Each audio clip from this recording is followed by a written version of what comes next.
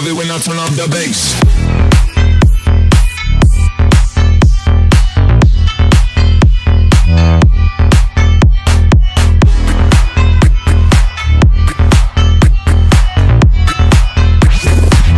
They love it when I turn up the bass.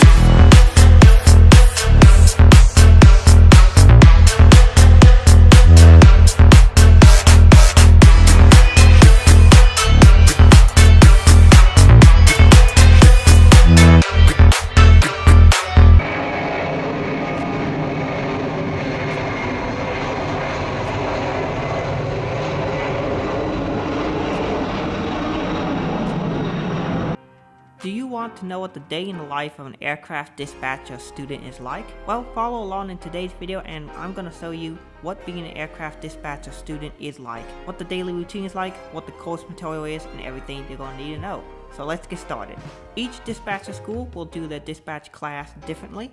However, the example I'm going to show you today is based on IFOD, or the Institution of Flight Operations and Dispatch, based in Irving, Texas, which is just south of Dallas-Fort Worth International Airport in the Dallas-Fort Worth area. The typical class schedule would be 5 days a week, Monday through Friday. Classes starting promptly at 8 a.m. and ending around 4:30 or 4 p.m., somewhere in that range. Every morning I'd wake up about 6:30 a.m. and go down to have breakfast at the hotel we stayed at. IFOD does offer some hotel rates. They have, I think it's 3 options, and the one that I picked was the Quality Inn, which was the least expensive option at $55 a night. My total bill once it was all over for the 5-week course was about $2,000, $2,800, somewhere in that range. So it was quite expensive, but considering the fact that it was much less expensive than some of the other options, I thought it was pretty worth it.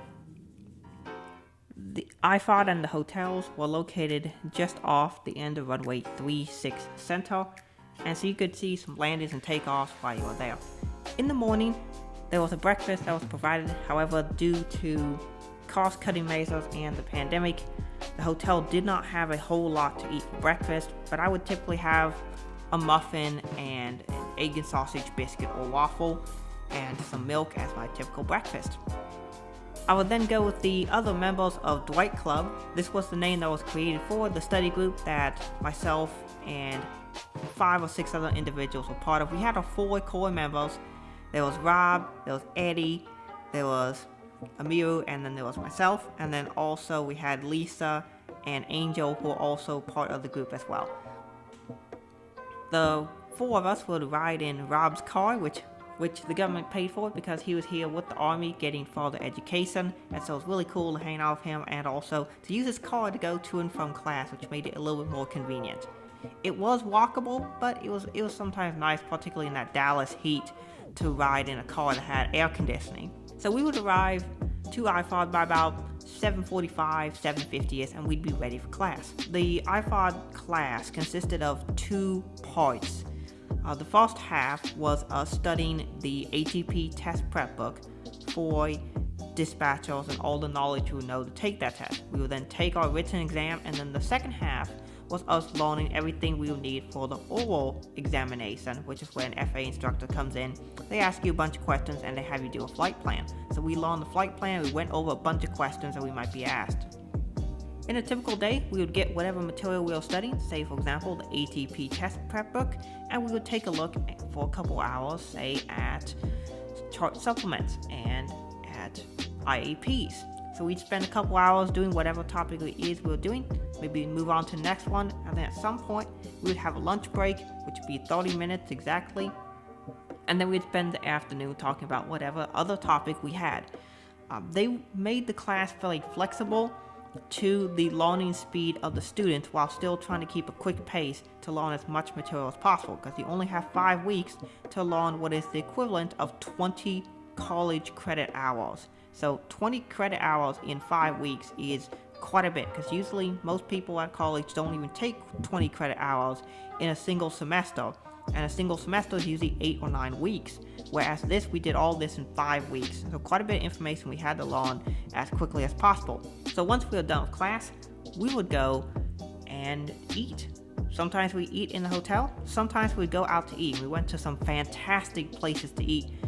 My personal favorite was the Hard 8 Pit Barbecue over in Capel. It was on the northeast side of the airport, and it was fantastic. The food was incredible. It was delicious. Another night, to celebrate our graduations, we went to a Korean barbecue place, which is something I'd never experienced before, and it was amazing as well. The food was delicious. One of my favorites was actually octopus. So Korean barbecue is basically a place where they bring out the meat and they cook it at your table, or you cook it at your table. And so we tried a bunch of things, but one of the unique items that they had on the menu was baby octopus, and you could cook it right there and eat it. And I actually really liked that. I thought it was delicious, particularly the octopus legs. The head was had a weird texture to it, but the legs were delicious. It was one of those don't knock it until you try it things, but I thought it was fantastic. So baby octopus, I would have that again. My favorite item at the Hard 8 was to have their brisket, which I would usually have medium well, and then I'd get a loaded potato with spicy sausage. That was so delicious. Some of the best food I've ever had. In class, we had our teachers, Mr. Cass, who runs and operates the school, and then also we had Mr. Haney, who was a teacher there. He had just gotten hired at American Airlines, and he was working as a teacher to teach the class material. He had quite a bit of aviation experience, and it was kind of entertaining to talk to him about some of his pilot experience and being a CFI in South Florida and some of the interesting things that went into that. The teachers all did a fantastic job of teaching us the material. It's definitely one of those things where if you want to learn it, you have to be intent and constantly aware on taking notes and just absorbing as much information as possible and staying up to date with the current information, or else you're going to fall behind because the class keeps moving on. It doesn't wait necessarily. So after we would have our delicious meals, we would go and do studying, which would usually be 1 to 2 or even 3 hours every single night. And that could take us as late as 8, 9, 9:30, even 10 p.m. once. And then after that, we would do whatever it is we want to do for the rest of the night and then go to sleep. For me, that would usually end up, I would be going to sleep about 11 p.m. at night. So I didn't have a whole lot of sleep, to be honest, but it was what I needed to do. On the weekends, we would have special study groups. Sometimes we would split this up into 2 separate sessions, one in the afternoon, one in the evening. Sometimes we'd go out to like downtown Dallas and do some fun stuff. But we kept studying what we needed to study in order to keep up our knowledge and not have our information that we had learned drop off for the weekend. So that is a fairly simple day in the life of an aircraft dispatcher student. It was a lot of fun meeting a lot of great new people and meeting who will be my co-workers at some point in the future, and also, creating bonds as we studied the material and became better at what we were doing.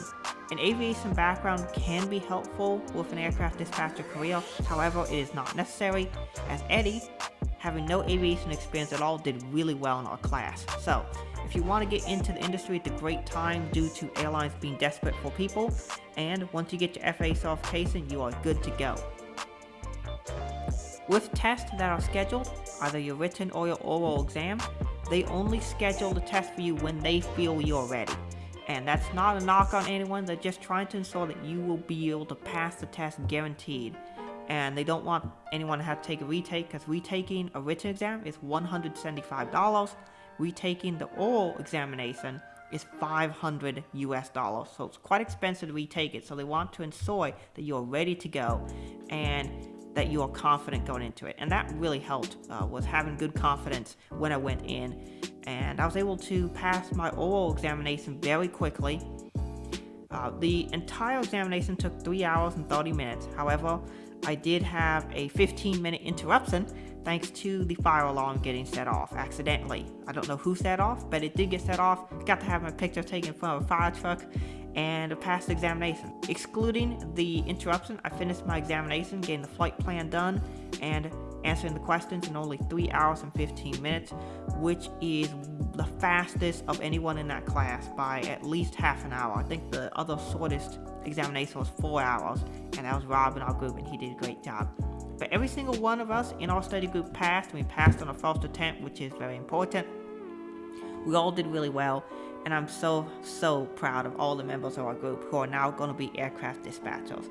So, congratulations to Dwight Club, we all made it, and hopefully we'll all meet up again sometime I'll probably do a couple of videos, one on how to pass your ADX test and one on how to pass your oral examination. So hopefully y'all are enjoying this video series and you all find it helpful. With that being said, I want to thank you all so much for watching. Have a great day and God